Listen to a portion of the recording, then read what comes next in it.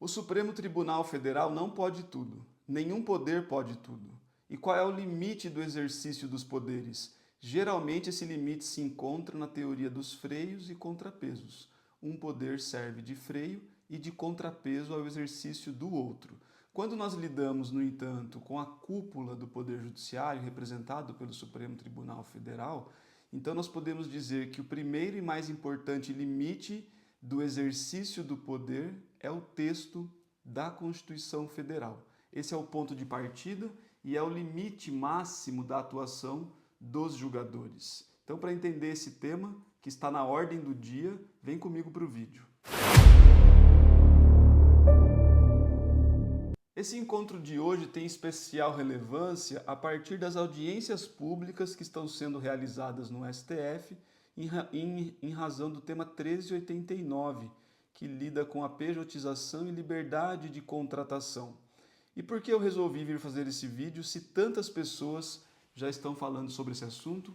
Inclusive, muitas delas estão participando da audiência pública com argumentações brilhantes. Porque assistindo a essas argumentações, eu percebi que passou em branco uma discussão muito importante e que talvez seja o pressuposto de todas as outras argumentações que foram trazidas no decorrer desses debates. Então eu quero tentar desenvolver com vocês aqui hoje uma análise distinta do que tem sido a audiência pública no Supremo e do que aparentam ser as arguições de todos que vieram até agora nessas audiências públicas. Então, o que me parece faltar nesse debate é uma discussão que é de base, que é de pressuposto, que é um elemento que deveria estar antes de tudo que se discute a respeito do consequencialismo do julgamento do Supremo Tribunal Federal. Porque da forma como os debates estão sendo colocados, a impressão que fica é que é imprescindível, inexorável, que é inevitável discutir esse tema e que é inevitável chegar a uma conclusão interpretativa para organizar o sistema jurídico. Mas a verdade é que o STF colocou em evidência dois elementos que não estão em conflito, nem deveriam estar, nunca estiveram. E nós já podemos falar de quase 4 décadas de texto constitucional sem que isso fosse posto em nenhum momento em discussão, que é a ideia do trabalho e da livre iniciativa. Essas duas passagens do texto da Constituição, elas nunca estiveram em conflito, elas se organizam, né? Elas convivem harmonicamente dentro do modelo constitucional adotado em 1988. Mas o que foi acontecendo com o passar dos últimos anos foi que uma espécie de fagocitose jurídica foi tomando conta do cenário. E o que é essa fagocitose jurídica? É uma sobreposição de camadas em temas que são complexos, e quanto mais camadas de argumentos você acresce a esse tema, mais distante nós ficamos do núcleo do tema. E aí nós começamos a discutir o que está na superfície, o que está posto à vista, e não conseguimos então fazer uma espécie de palimpsesto, como dizem os historiadores, né? Um desgastar das camadas para chegar ao núcleo do assunto. Então, quando as arguições na audiência pública estão acontecendo, eu sempre fico me perguntando se é realmente inevitável descascar o assunto, retirar todas as camadas que estão de algum modo encobrindo o tema mais importante, e se isso não acaba nos colocando numa condição de uma análise indevida, incorreta, inadequada a respeito do tema, né? E a primeira pergunta que eu faria, se eu tivesse a oportunidade de debater esse tema, é: pode o STF colocar uma escolha entre trabalho e livre iniciativa? Pode isso se tornar um modelo eletivo na vida em sociedade, enquanto circunstâncias fáticas que deveriam se enquadrar naturalmente na exortação normativa já prevista pelo legislador, tanto constituinte quanto infraconstitucional? É uma questão de escolha?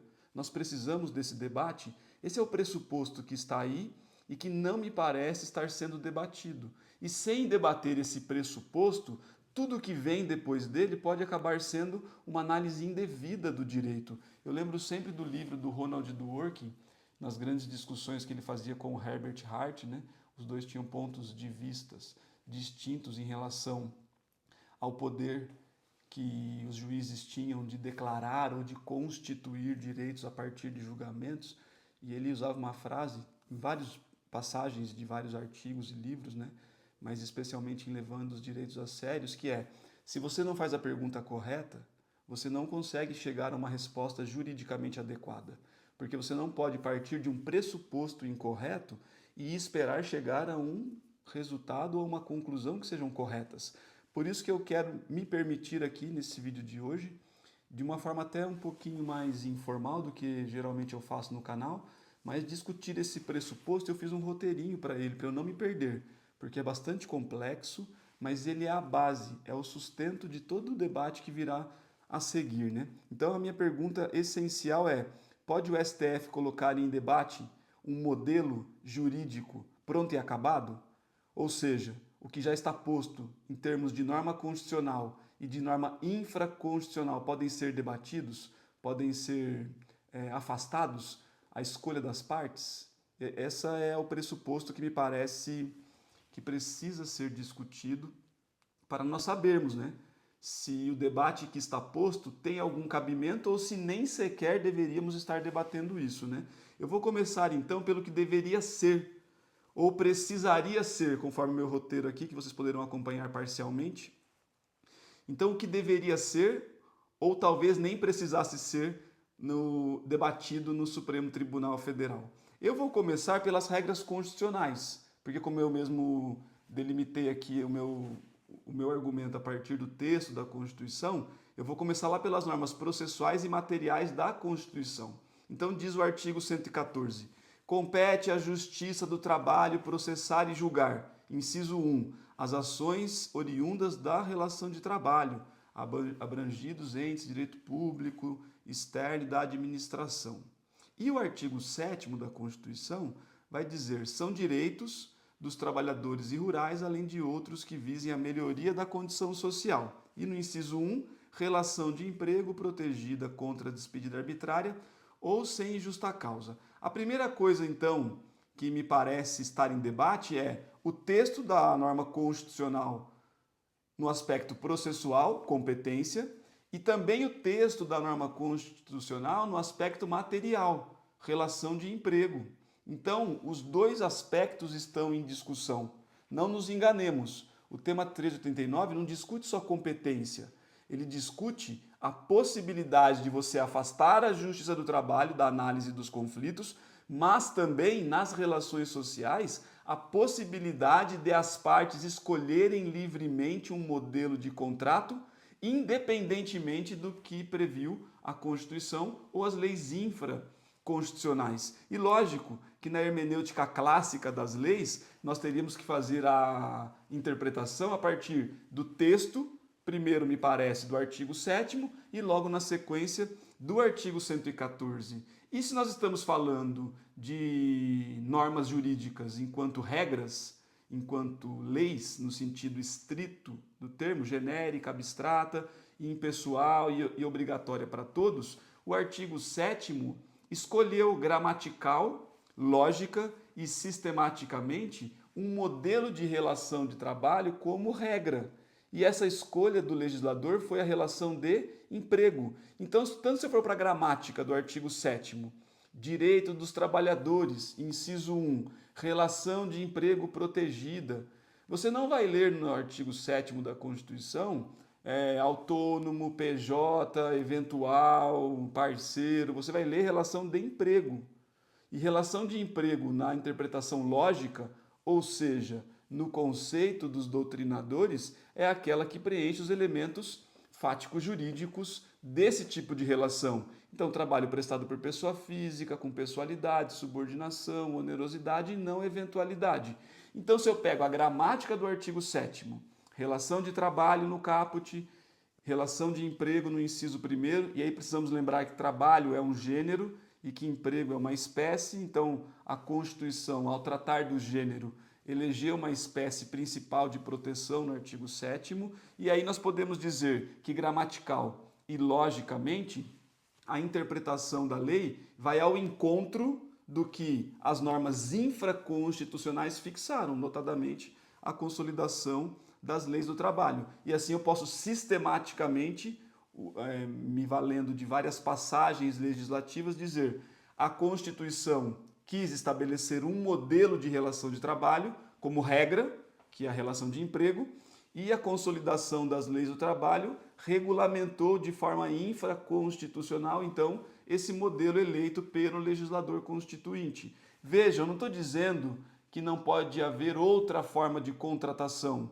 e outros tipos de relações não sejam válidas. O que eu estou a dizer é que a hermenêutica clássica, a partir da ótica do texto, vai nos dizer que trabalho como gênero e emprego como espécie é a regra. Então, gramatical, lógica e sistematicamente, isso não tem outro caminho interpretativo que não dizer a Constituição escolheu nas relações de trabalho, ou seja, entrega de prestação pessoal de serviço em troca de sustento, conceito clássico de trabalho, a relação de emprego, uma espécie do gênero do trabalho chamado emprego, como relação regra, como presunção relativa de tipo de relação de trabalho. E aí nós podemos dizer também que teleológica, histórica e evolutivamente foi assim que o legislador quis, então no telos, na finalidade, na busca de um fim para essa expressão normativa,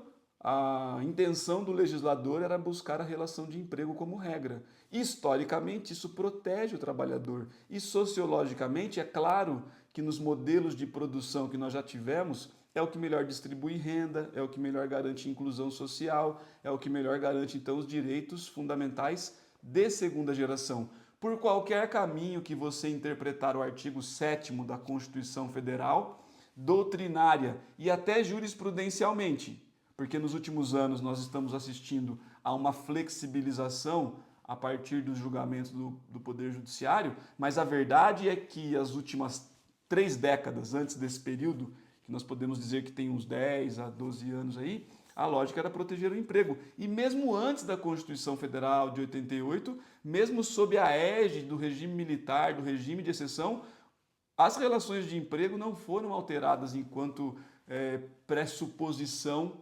relativa do tipo de trabalho que deseja o legislador para regulamentar a vida em sociedade. Então, por qualquer caminho que se organize a leitura do artigo 7º da Constituição, nós chegaremos à conclusão que trabalho, entrega de energia em troca de sustento, energia pessoal em troca de sustento, será presumidamente emprego. Outras formas podem existir, mas elas são excepcionais. E, já chegando então no artigo 114 da Constituição, nós podemos dizer, a partir da mesma metodologia interpretativa, da mesma hermenêutica, ou seja, a hermenêutica clássica das leis, texto, contexto e finalidade. O texto com a hermenêutica gramatical, sistemática e lógica, o contexto com a interpretação histórica, sociológica e evolutiva, e a finalidade com teleologia e axiologia. Qualquer uma das ferramentas da hermenêutica clássica. E não sou eu quem digo isso.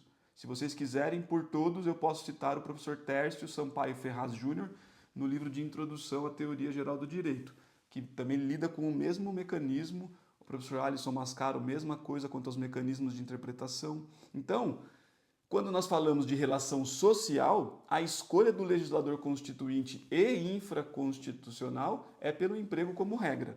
Já no aspecto processual, o que a Constituição vai estabelecer no artigo 114 é que todas as vezes que houver um conflito nessas relações de trabalho, conflito então nas relações que envolvam alguém que toma trabalho e alguém que presta trabalho, ou seja, entrega energia pessoal em troca de sustento.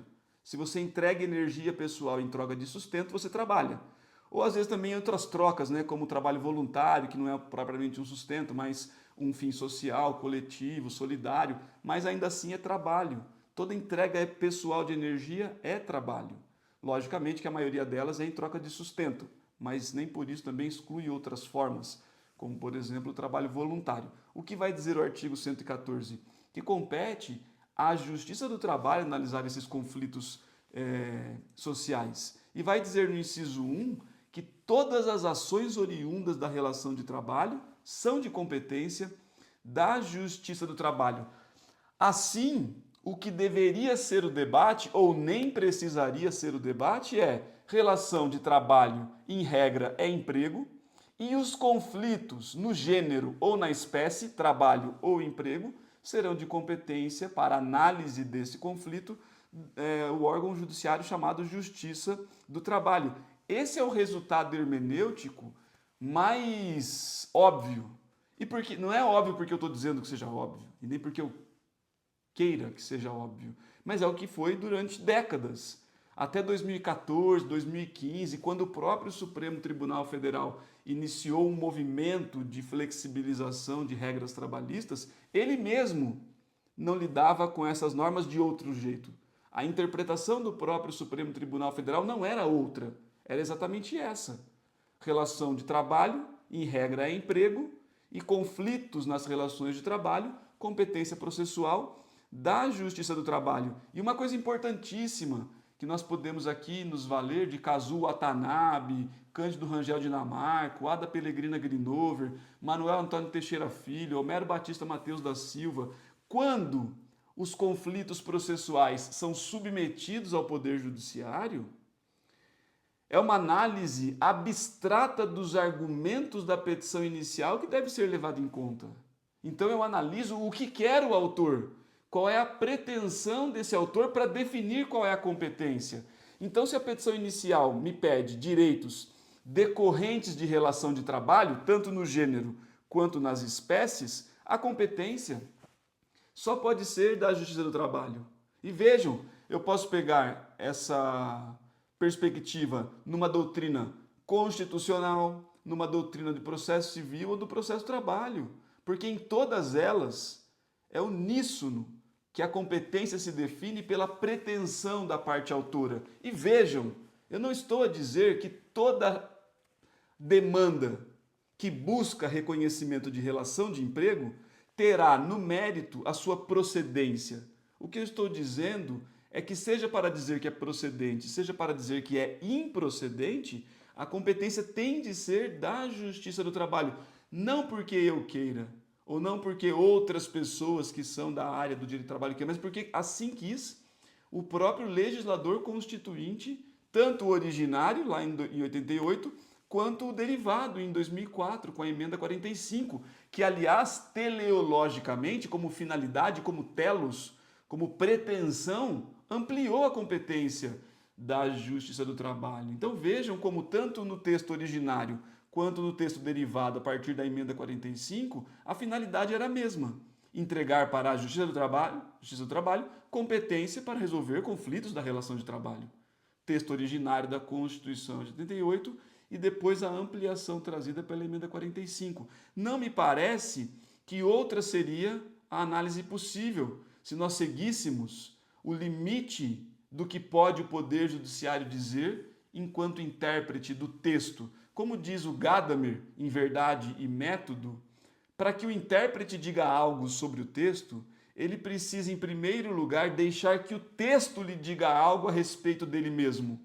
E é nesse círculo hermenêutico entre o que eu penso individualmente, a minha opinião, e aquilo que me diz o texto, cientificamente elaborado pelo legislador, desenvolvido pela doutrina e sedimentado por anos da própria jurisprudência do STF ou do TST, então eu poderia chegar à conclusão interpretativa simples de que o artigo 114 estabelece a competência das relações, a competência para os conflitos gerados nas relações de trabalho para o Poder Judiciário trabalhista. E eu vou usar aqui uma frase que os próprios ministros já usaram no julgamento de outras circunstâncias correlatas a essa, quando lidavam com a lógica das redes sociais, né, dos limites de controle das redes sociais, em que eles diziam: o que acontece na vida online reflete na vida física.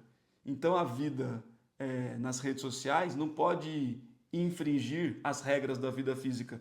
Então, se o assunto for plataforma, se o assunto for pejotização, se o assunto for formas de relação de trabalho, a vida física reflete na vida online, na vida plataformizada. Não são circunstâncias distintas. As pessoas continuam entregando energia pessoal em troca de sustento de alguma outra busca específica, mas em regra em troca de sustento. E se houver conflito nessa entrega, as relações são de trabalho, portanto a competência tem que ser da Justiça do Trabalho. Percebem como numa análise inicial de texto, tanto de direito material, artigo 7º, quanto processual, artigo 114, a hermenêutica clássica das leis, a partir de conceitos doutrinários clássicos e de uma análise sistemática, então gramática, lógica e sistematicidade, não tem outra circunstância. O legislador quis o emprego como regra nas relações de trabalho e quis a competência da Justiça do Trabalho para resolver esses conflitos. Ainda que assim nós pudéssemos chegar a uma conclusão a partir de uma lógica abstrata, nós ainda devemos levar em consideração que pode haver um conflito nesse tipo de relação. Então você fixa um modelo de relação e as partes discordam e levam ao Poder Judiciário uma discussão do negócio jurídico, porque a relação de trabalho tem natureza contratual. Tendo natureza contratual, é um negócio jurídico de natureza específica, né? De natureza de relação de trabalho. Não é negócio jurídico contratual nos modelos previstos no Código Civil, mas é um modelo contratual, como toda a doutrina de Maurício Godinho Delgado, Arnaldo Susequinde, Délio Maranhão, e assim uma pleiade de doutrinadores mais modernos, Homero Batista Mateus da Silva, Jorge Luiz Souto Maior, Gustavo Felipe Barbosa, todos eles vão no mesmo sentido. A relação de emprego é uma relação contratual, portanto é um negócio jurídico. E se esse negócio jurídico for posto em discussão? Porque você acabou assinando um contrato de autônomo, um contrato de PJ, um contrato de trabalhador voluntário, um contrato de estágio, um contrato de aprendiz, mas na realidade você percebe no seu dia a dia que o que está por trás disso é uma relação de emprego. Então você tem o direito, pelo artigo 9º da CLT, de discutir a nulidade dessa relação inicial e buscar, a partir dos contornos verdadeiros da relação contratual, declarar se aquilo é um emprego ou não. E vejam que até o Código Civil, lá no artigo 166, inciso 6, vai dizer: é nulo o negócio jurídico quando tiver por objetivo fraudar lei imperativa. Nós podemos então lançar mão do direito civil, artigo 166, inciso 6º, ou da CLT, artigo 9º, e os dois vão exatamente no mesmo sentido. Se aquilo que está formalmente declarado num negócio jurídico, relação de trabalho é um negócio jurídico, estiver fraudulentamente fixado para evitar normas imperativas, então cabe discutir a nulidade desse negócio jurídico. Porque também não adianta o Supremo Tribunal Federal imaginar que, deslocando competência, não vai se poder analisar nulidade do negócio jurídico. Porque ainda assim os juízes da esfera comum poderão analisar se aquela relação PJ, autônoma, seja ela qual for, é nula ou não. E um dos argumentos para ser nula é ela ser fraudulenta em relação à legislação que seja imperativa, cogente, obrigatória, impositiva. Não é uma lei facultativa, não é uma lei que você aplica se quiser.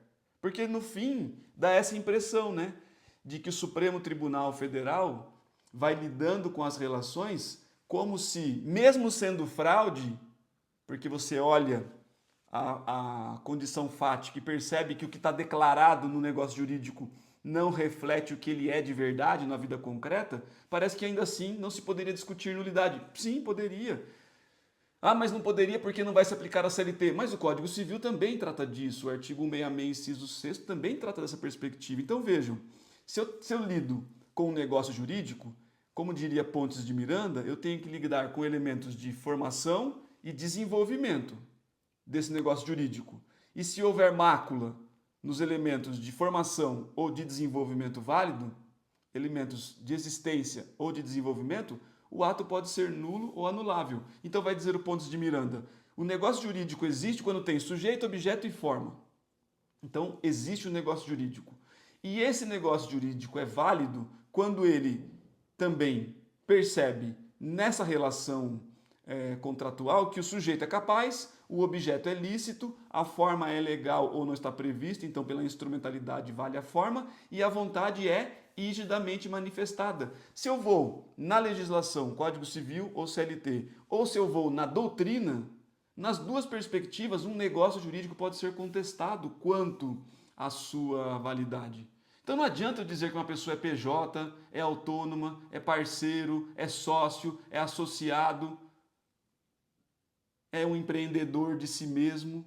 Se na verdade da vida concreta, da vida vivida, isso não se realiza enquanto circunstâncias fáticas. Não faz sentido. Percebem?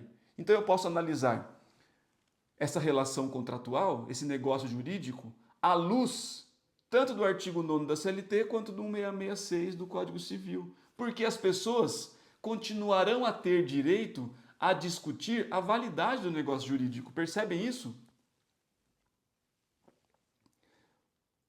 A forma não é absoluta. Não é porque eu escrevi tal coisa que aquela tal coisa vai para sempre me vincular, ainda que ela seja uma fraude. O Código Civil não admite isso. E vejam, hein? O Código Civil é a lei das relações liberais. E ele não permite que numa relação altamente liberal de vontades livres, de presunção de igualdade de forças, ainda assim eu posso discutir a validade do negócio jurídico. Imagina na relação de trabalho em que a subordinação e a condição de necessidade de trabalhar para sobreviver gera uma desigualdade, uma condição desigual de negociação. É inevitável. O Supremo não pode reescrever toda a lei, né? Então o resultado hermenêutico básico, que já deveria permitir, inclusive, encerrar esse debate é: se tem relação de trabalho, porque tem entrega de energia, a presunção é que ele é emprego, artigo 7º, escolha do legislador constituinte. E se houver um litígio nessa relação, a competência é da Justiça do Trabalho. E eu não posso pressupor que toda relação de PJ, nem de terceirizado, nem de autônomo, nem de associado ou sócio, é lícita. Tomara que elas sejam. E, em sendo, no mérito, é provável que o autor perca a ação. Mas eu não posso pressupor essa licitude. Eu não posso impedir as partes. Eu não posso vedar o acesso quando houver lesão ou ameaça à lesão. Está no artigo 5º. Então eu não posso impedir que os trabalhadores acessem o Poder Judiciário e discutam a nulidade dessas relações da forma como elas foram formalizadas. Se ela for uma relação civil, ela permite esse debate, artigo 666. Se ela for uma relação de emprego, ela permite esse debate, artigo 9º da CLT. Agora vejam que até aqui eu debati as presunções abstratas. Porque na vida concreta, nem todo PJ é fraudulento, nem todo autônomo é fraudulento, nem toda terceirização é fraudulenta. Eu preciso analisar o mérito, mas a questão é: quem tem competência para analisar essa matéria de mérito? Só pode ser o Poder Judiciário trabalhista. Isso é o que deveria estar posto.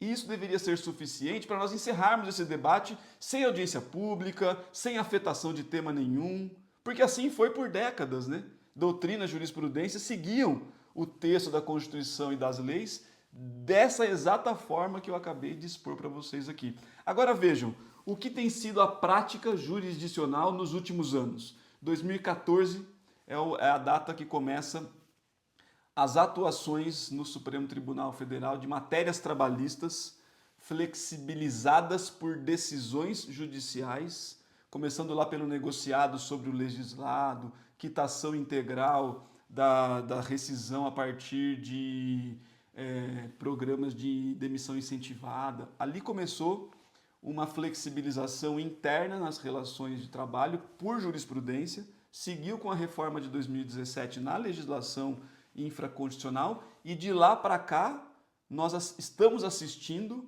a uma flexibilização interpretativa sem limites. É isso que tem acontecido. Então, eu vou seguir aqui no meu roteiro e vou tentar estabelecer o que é que está acontecendo no Poder Judiciário que permitiu que ele se sentisse à vontade para reescrever os textos normativos. O Mauro Capelletti tem um livro chamado, é uma pergunta o título do livro, né? Juízes legisladores? O que está no conteúdo do livro? Juiz tem poder legiferante? E ele vai dizer em algum momento, em algum sentido sempre teve, porque a gente pode pensar no sentido negativo da função legiferante. E o que é esse sentido negativo? Primeiro de todos é o controle de constitucionalidade. Eu posso avaliar a constitucionalidade das leis e dizer que ela é inconstitucional e revogar uma norma, anular uma norma, declarar ela nula desde sempre, ex tunc. E isso é um poder legislativo, legiferante do Poder Judiciário. Então, Mauro Capelletti já reconhece isso desde sempre, o nosso sistema sempre reconheceu também. O Poder Judiciário sempre teve a atribuição de analisar a validade das leis em face da Constituição e, em não sendo válida, porque fere a Constituição literal e diretamente, extirpar do ordenamento norma jurídica que não esteja, então, numa correlação de validade com a Constituição. É um poder legiferante negativo. Agora, o que nós estamos assistindo nos últimos anos é o que o Mauro Capelletti chama de poder legiferante positivo. Os membros do Poder Judiciário estabelecerem regras de comportamento ou de competência a partir de julgamentos, o que é um poder típico do Poder Legislativo. Nós não podemos, de alguma forma, invadir poderes. E é isso que tem sido feito. Uma derrotabilidade nítida e clara dos textos das leis, mesmo quando esses textos são claros, inequívocos, e já passaram por anos de doutrina e jurisprudências que confirmavam o que o texto queria dizer gramatical, lógica e sistematicamente. Mas, de repente, isso se alterou. Mas vejam, a novidade trabalhista, em termos de flexibilização por julgamentos, é mais recente, tem 10 anos e pouco. Mas não é incomum que o Brasil lide com uma espécie de mercantilização de direitos sociais. Assim foi com a educação, assim foi com a segurança pública, assim vem acontecendo com a saúde e com a previdência. Percebam como as escolas públicas foram sucateadas propositalmente para dar espaço para escolas privadas, como a segurança vem sendo sucateada e dando espaço mercantil para empresas de segurança privada, ou de blindagem de automóveis, ou de construção de condomínios fechados. Vejam como a previdência vem sendo reformada e empurrando todo mundo para a contratação de previdências privadas. Vejam como a saúde vai sendo sucateada enquanto orçamento e tratabilidade da aplicação desse orçamento no cotidiano e empurrando as pessoas para um modelo de plano de saúde privado. Então, é a mercantilização das relações sociais amplas, direitos fundamentais de segunda geração, que vem acontecendo há décadas, muitas décadas. O direito do trabalho e o previdenciário entraram na mira agora desse modelo flexibilizador de um Estado mais liberal. Mas não é isso que quis o legislador. Poderia ter quisto? Claro que sim. O poder constituinte originário é ilimitado, ele tudo pode. Ele define os dogmas, os princípios e as regras. Mas o problema é, o legislador de 88 definiu de uma forma e os julgadores vêm estabelecendo interpretações em sentidos distintos. Pode isso? E como é que eles foram fazendo esse movimento paulatinamente? A primeira circunstância que aconteceu foi um pseudo-conflito normativo e hermenêutico. Por que pseudo? Porque ele não é verdadeiro. Ele é uma criação interpretativa. E por que normativo e hermenêutico? Porque você pega o gênero norma jurídica, enquadra as duas espécies que eram as mais comuns, regras, leis e princípios, e começa a gerar um conflito entre elas. E a partir desse conflito você estabelece uma confusão de metodologias hermenêuticas. Porque se você aplicar a metodologia hermenêutica do princípio à lei, a conclusão interpretativa vai estar inadequada. E o inverso também é verdade. Se você pegar a hermenêutica clássica das leis e aplicar ao princípio como modelo preponderante, também não estará correto. Também não te permitirá chegar a uma conclusão que que seja adequada. Então, esse movimento, que alguns chamaram de neoconstitucionalista, porque fazia uma supervalorização dos princípios, ele foi filosoficamente explicado como um juspositivismo ético. Então aqui no canal eu tenho vários vídeos falando de filosofia, sociologia e história do direito, para explicar isso de forma mais pormenorizada. É importante entender isso. As pessoas sonegam sociologia, filosofia, história, psicanálise aplicáveis ao direito e depois ficam reféns de opiniões dos outros, não sabem fazer um juízo crítico. Agora vejam vocês, o juspositivismo ético é a revalorização dos princípios na leitura das normas. O que isso quer dizer? Que você tenta extrair do texto normativo o seu sentido mais justo possível. E de onde é que você tira esse sentido mais justo possível? Dos princípios, dos dogmas que o texto da Constituição, no nosso caso do Brasil, estabelece. Quais são os dogmas, quais são os fundamentos do Estado Democrático de Direito da República Federativa do Brasil? Artigo 1º e artigo 2º da Constituição. Eles estão todos lá. Então vejam, a perspectiva nessa revalorização dos princípios foi usada como uma lógica de releitura do texto. E o que nós vamos percebendo é que o intérprete vai paulatinamente, pouco a pouco, superando o que o texto quer dizer, gramatical, lógica e sistematicamente, e vai dando lugar a uma derrotabilidade do sentido do texto. E aí vai dizendo a respeito do texto, que o Paulo de Barros chamava de metatexto jurídico, que é uma leitura crítica do próprio texto, uma conclusão que pode ser uma escolha no fim das contas. Aquele autor italiano, Luigi Ferraioli, tem um livro bastante interessante que trata dessa superprincipiologia. No Brasil, o Lênin Streck também trata disso, né, como panprincipiologia. O professor Tércio Sampaio também trata disso, mas numa vertente mais dialética do que tem sido a argumentação de princípios. Então são diversos os autores que desautorizam esse modelo jurisdicional de pegar princípios e reler o texto das regras, derrotando a vontade do legislador.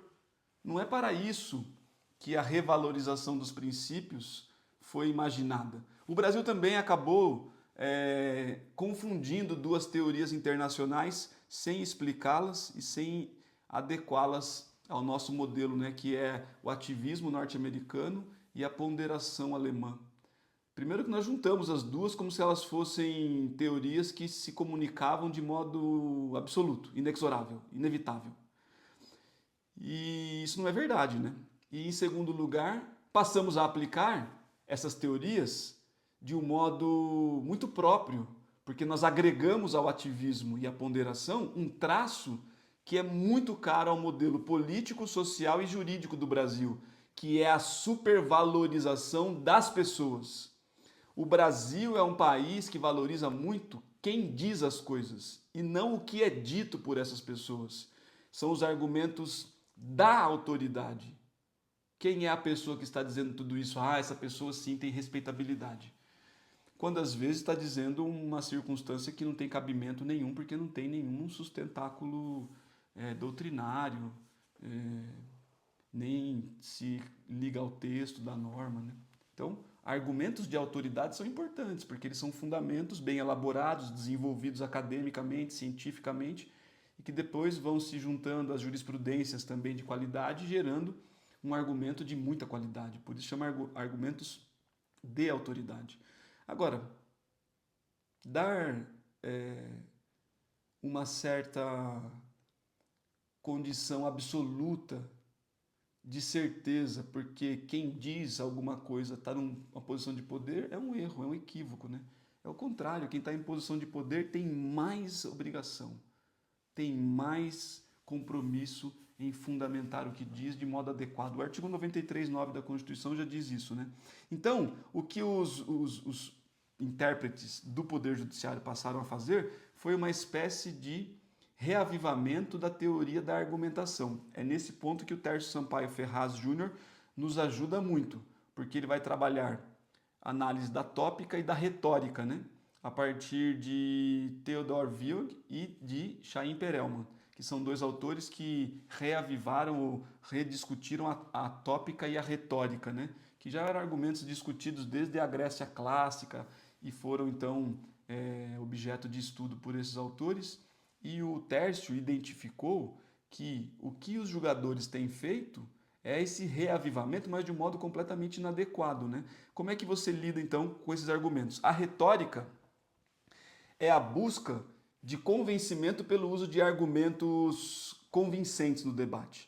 E a tópica vai lançar mão de lugares comuns, de sensos comuns aceitos pela comunidade jurídica para sustentar, então, na retórica, uma tópica que traga argumentos para o debate que parecem ser aceitos por todos. Então, o que você passa a fazer? Você passa a dialeticamente fazer um conflito entre tese e antítese para chegar numa nova síntese. Pega o texto da lei, contrapõe o texto da lei com uma retórica de argumentos que vão ao encontro de lugares comuns, então retórica e tópica, e extrai dessa leitura o que você conseguir convencer o seu público médio de que é o mais correto. E nós ainda agregamos a isso o que eu havia dito um pouquinho antes, né? A posição social de quem usa do argumento, ou de quem no discurso se vale do argumento, importa muito. Então nós agregamos a retórica e a tópica ainda um critério de autoridade de quem fala. Olha o perigo que é isso, né? E aí como é que ela tem sido feita no dia a dia? Primeiro, achando que teorias que foram amalgamadas, ativismo e ponderação, podem ser utilizadas ao mesmo tempo e mais, a partir de uma lógica nominalista. Como diria o filósofo Guilherme de Ockham, nominalismo é você dar a uma certa expressão da língua o conceito que você quiser e tornar aquele conceito algo usual, ainda que ele não seja essencialmente aquilo que você quer dizer que ele seja. Então, esse nominalismo vai conflitar com o existencialismo. Então você pega alguma coisa que é de uma determinada forma e dá um nome para ela, e depois pega esse mesmo nome, desenvolve uma outra circunstância e diz que essa circunstância está nomeada por aquilo que você sustenta ser o correto. Percebam que não existe uma ligação, um nexo de causalidade entre o que você fala e o nome que você dá. Mas se você é alguém muito importante, se você é alguém posicionado socialmente de modo muito evidente, você ganha uma relevância nisso. Então o Brasil amalgamou teorias que não nos serviam, ativismo e ponderação, de modo conjunto, como se elas fossem unificadas, e somou a essas duas ainda um poder da pessoa que usa essas teses, né? Então você acaba se desvinculando do que elas são na essência, você não faz um transporte adequado sociológico para o Brasil e você ainda gera uma perspectiva em que o produto da interpretação, que é a jurisprudência, derrota o produto do legislador, que é o texto. E é isso que tem sido feito nos últimos tempos. A pretexto de argumentar a partir da retórica e da tópica, dialeticamente, nós colocamos em conflito regras e princípios. Ontologicamente, eles nunca poderiam estar em conflitos. E por que eles nunca poderiam estar em conflitos? Porque a regra antecede a solução do caso quando ela é capaz de resolver o caso. É assim que a lei de introdução vai dizer. Só aplica princípio quando houver lacuna. Por quê? Porque a regra é uma norma de comportamento, ela é específica, ela é delimitada para aquela circunstância. O princípio não. O princípio é mais amplo, ele é dogmático. O princípio busca estabelecer princípios desejados pelo ordenamento para que nós possamos potencializar a busca desses dogmas. Eles não foram feitos para regular comportamentos específicos. Regulamentos específicos, comportamentos específicos são regulados por regras, leis. Princípios não. Por isso que na ordem preferencial você lida primeiro com a lei e depois com o princípio. E não há choque entre elas, não poderia haver. Eu me recordo de um texto do Lênio que vai desenvolver toda essa ontologia da lei e do princípio, em que ele foi tentar evitar, em 2015, que o CPC permitisse usar a expressão conflito normativo, porque na visão do Lênin, olha como ele foi perspicaz, sagaz. As pessoas fariam a leitura desse artigo e em algum momento achariam que era possível colocar em choque lei e princípio, quando ontologicamente eles são assuntos distintos e hermeneuticamente eles recebem modelos interpretativos distintos. Então você não pode colocar em choque, nem a lei de introdução permite isso.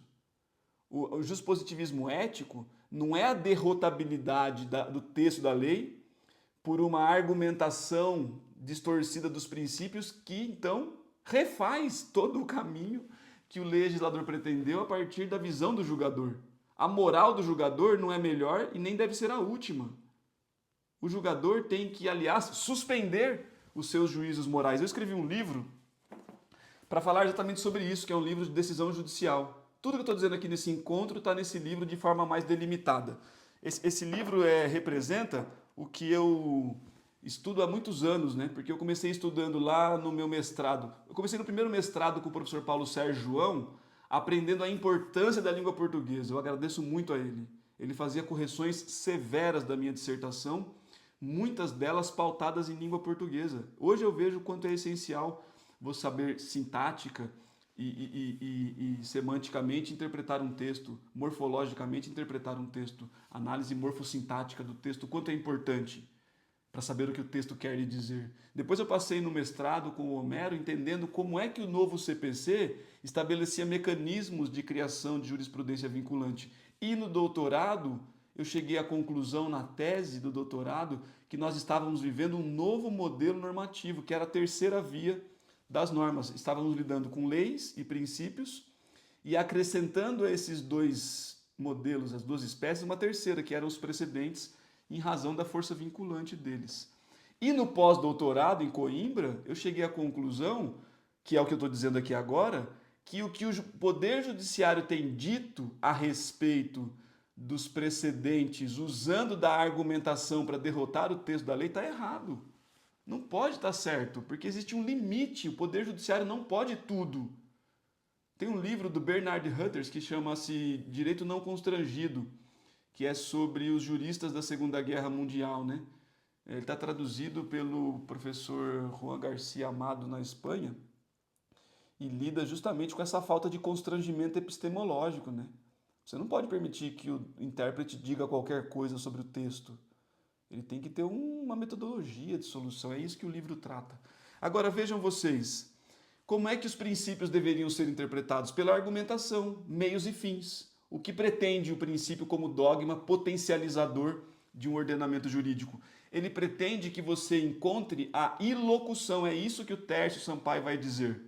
O texto da norma é uma elocução, é a sua gramática enquanto pretensão escrita da língua.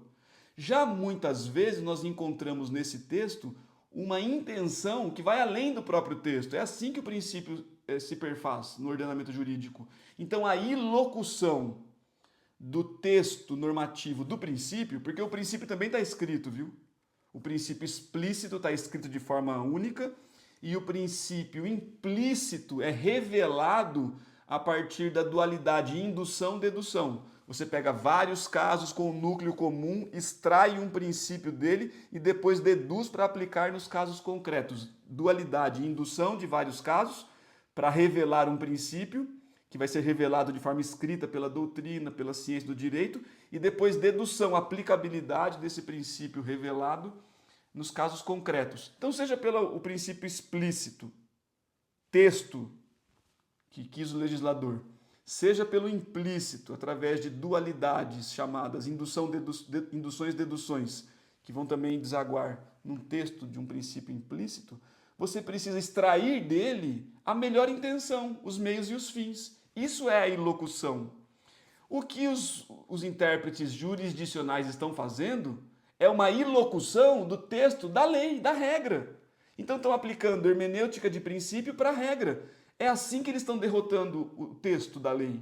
É assim que eles estão superando aquilo que o legislador quis para implementar aquilo que eles querem que seja o direito. A gente pode desejar outras coisas, claro que sim. Nós podemos ter opiniões divergentes sobre a lei, mas o que nós não podemos fazer enquanto exercentes da hermenêutica jurídica é desaguar nisso numa vontade subjetiva, num solipsismo em que aquilo que eu penso é mais importante do que aquilo que o legislador estabeleceu, o doutrinador criou como regra hermenêutica e deveria ser a jurisprudência. Senão eu fico impondo o meu modo de ver o mundo para as outras pessoas. Foi assim, então, que no livro de hermenêutica do Tércio, que trata de argumentação jurídica, ele foi revelando como é que se deve interpretar um princípio, através da ilocução, a razão de existir daquele texto principiológico. Mas isso não deve ser aplicado para as regras. A regra tem outra hermenêutica. Então você vai percebendo que no Supremo Tribunal Federal, o que tem sido feito cotidianamente é uma ilocução do texto da lei, como se a lei tivesse uma coisa mais importante para revelar do que o seu próprio texto. E aí quando você coloca em suspenso o texto e coloca todo ele em dúvida e diz que ele não diz o que está escrito, você pode depois colocar qualquer coisa no lugar. Então você suspende a textualidade, a sistematicidade, a historicidade, a teleologia do texto, diz que existe uma ilocução, ou seja, uma intenção por trás desse texto, e depois conclui argumentando por retórica e por tópica com o que você quiser. E como eu sou um agente de autoridade, como eu sou um agente posto num lugar que eu posso decidir e vincular todas as outras esferas, eu digo o que eu quiser. Vejam se não é isso que está acontecendo. Me corrijam se eu estiver errado. Por favor, eu faço questão de evoluir se eu estiver errado. Agora, o que está acontecendo é uma derrotabilidade do texto.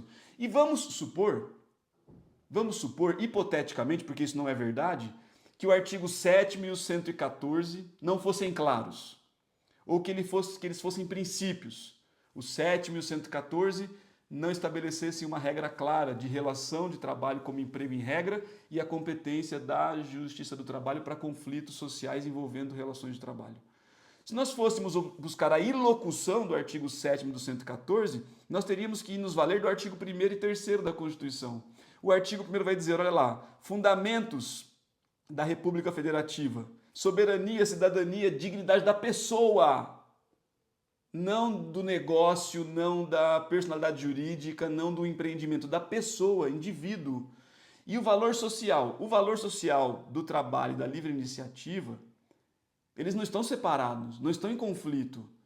O que o legislador estabeleceu, e aí volto mais uma vez ao professor Paulo Sérgio João com as suas análises sintáticas e semânticas tão rigorosas na análise do texto, que me ajudou muito a evoluir nesse sentido, você tem que decompor o sentido gramatical do inciso 4º do artigo 1º. É valor social do trabalho e da livre iniciativa.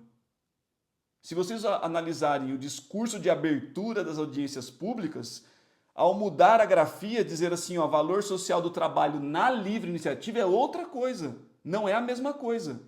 Então, quando eu digo valor social do trabalho, eu estou falando valor social do trabalho e valor social da livre iniciativa. E a livre iniciativa não está em choque com o trabalho. As pessoas podem empreender, as pessoas podem buscar constituir negócios e desenvolver negócios e buscar lucro através desses negócios. A questão é que o valor social da livre iniciativa também está pautada pelo artigo 170 da Constituição, quando fala da ordem econômica e social. Porque o artigo 170 também diz que a ordem econômica e social está pautada pela valorização do trabalho humano e tem como princípios, lá no artigo 3º, a busca do pleno emprego e lá no artigo 8º, a função social das empresas. Então, mesmo que hipoteticamente, o que eu não considero correto, o que não me parece ser o lógico, o que anos de doutrina e anos de jurisprudência nunca discutiram, mas vamos supor que nós estivéssemos dizendo que o artigo 7º e o 114 fossem princípios e que houvesse choque entre o trabalho e a livre iniciativa. Ainda assim, a ilocução desses textos nos levaria para o artigo 1º e para o artigo 170 e diria, o trabalho humano precisa ser valorizado. Você não valoriza o trabalho humano, retirando dessas pessoas toda a proteção constitucional que os direitos fundamentais de segunda dimensão trouxeram para a relação de trabalho. O que você faz ao dizer que a pejotização, terceirização, a condição autônoma ou de associado ou de sócio impede que se reconheça vínculo, é extirpar da possibilidade jurídica do indivíduo dele se valer do Poder Judiciário para buscar a primazia da realidade e a essência daquela relação que, podendo ser nula ou não, precisa ser discutida no Poder Judiciário. E aí o que você faz é retirar todo um arcabouço de proteção de direitos fundamentais da vida dessa pessoa e mercantilizar mais um aspecto dos direitos sociais. Já não bastava mercantilizar a educação, a segurança, a saúde, o transporte está mercantilizado, nós não temos transporte gratuito, o vestuário está mercantilizado, o lazer está mercantilizado, o artigo 6º não vale quase nada mais. Se nós seguirmos assim, em pouco tempo podemos esquecer que existe artigo 6º da Constituição. Então percebam como, ainda que eu pudesse supor, e eu reforço, eu não acho que isso seja certo, que o 7º e o 14 são princípios, eles não estariam em choque com a livre iniciativa, e se eles estivessem em choque, a ilocução do texto dos princípios constitucionais, artigo 1º e 3º, vai sempre valorizar o valor social da vida humana, da dignidade humana, da erradicação da pobreza, da desigualdade. É só ler o artigo 1º, 3º, 170. O artigo 170, que é o capítulo da ordem econômica, vai dizer que é princípio da ordem econômica a busca do pleno emprego. E no artigo 8º, a função social das empresas. Então percebam como nós estamos partindo de um pressuposto que não é verdadeiro. Esse tema não deveria estar em debate. Nós não vamos ganhar nada, enquanto sociedade, se o Supremo julgar que a competência é da Justiça do Trabalho e se pode sim discutir a primazia da realidade entre pejotização, terceirização, autonomia e emprego. Nós estaremos no mesmo lugar em que sempre estivemos. Agora, nós perderemos muito enquanto sociedade, enquanto coletividade, enquanto progressão de direitos fundamentais, se o Supremo disser o inverso, que a pejotização é válida porque a pessoa pode escolher entre ser uma coisa ou outra e que isso exclui então relação de emprego, e aí você tira numa só tacada a competência da Justiça do Trabalho e aplicabilidade dos direitos trabalhistas do artigo 7º. Será que é isso que nós desejamos enquanto sociedade? Será que é isso que quis o legislador? Toda a doutrina de décadas de desenvolvimento teórico? E mesmo a jurisprudência de 2014 não era essa. Então o direito não pode estar sujeito ao que um ou alguns poucos indivíduos pensam que ele seja. O direito é uma ciência, já dizia Hans Kelsen. A ciência do direito tem que estar separada da moral. Eu posso moralmente, religiosamente, socialmente, eticamente ter várias opiniões, mas eu não posso juridicamente achar que cada cabeça é uma sentença. Eu preciso ter metodologia nessa aplicabilidade, porque se não for assim, a derrotabilidade do texto da lei sempre será uma possibilidade aberta para o julgador, que então pode decidir como quiser. É isso que ao fim e ao cabo está posto. Tem um livro do Lênio chamado O que é isto, direito, que ele trata do sujeito solipsista. Aliás, eu não sei porque o Lênio não é ministro do STF ainda, né? E ele vai dizer claramente, né? Cada indivíduo não pode ser o dono do sentido da norma. A viragem ontológica linguística exige de nós uma metodologia interpretativa. Eu os convido seriamente a ler esse livro e trazer as suas impressões críticas. Eu faço toda uma análise crítica e quando eu publiquei esse livro no começo de 2025, eu já publiquei esse livro pensando que esse debate e outros seriam postos em análise em um curto espaço de tempo. E a gente tem que entender o que é metodologia da decisão judicial. Precisamos de uma teoria da decisão para organizar metodologicamente o ato de decidir. Mas esse também é só o meu ponto de vista. É só o resultado dos meus estudos, das minhas análises, das minhas escritas. Se você tem outra forma de pensar, eu o convido então a comentar aqui embaixo. Esse canal nem serve para isso, né? Se você observar bem os vídeos do canal, eu estou tentando nesse canal resgatar algum sentido teórico para o direito.